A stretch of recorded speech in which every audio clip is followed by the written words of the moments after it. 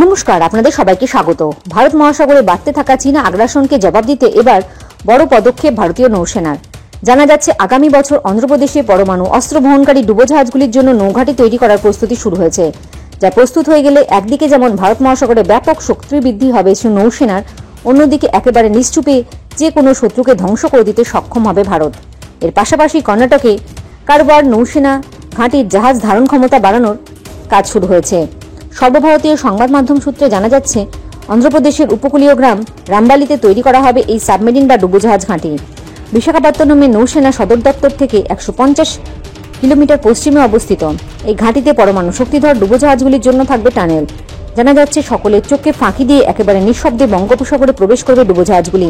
স্যাটেলাইটেও তা শনাক্ত করা যাবে না। এই প্রকল্পের নামকরণ করা হয়েছে বর্ষা প্রকল্প, যার প্রাথমিক পর্যায়ের কাজ ইতিমধ্যে সম্পন্ন হয়েছে।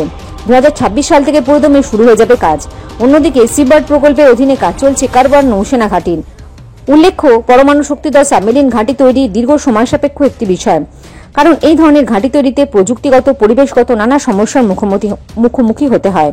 উল্লেখ্য, দেশের নৌসেনাকে ডুবোজাহাজে সজ্জিত করতে ইতিমধ্যে কোমর বেঁধে নেমে পড়েছে প্রতিরক্ষা মন্ত্রক।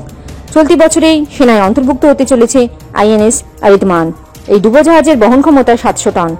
ইতিমধ্যেই নৌসেনার শক্তি বৃদ্ধি করেছে আরও দুটি ডুবোজাহাজ আরিহান্ত ও আরিঘাত।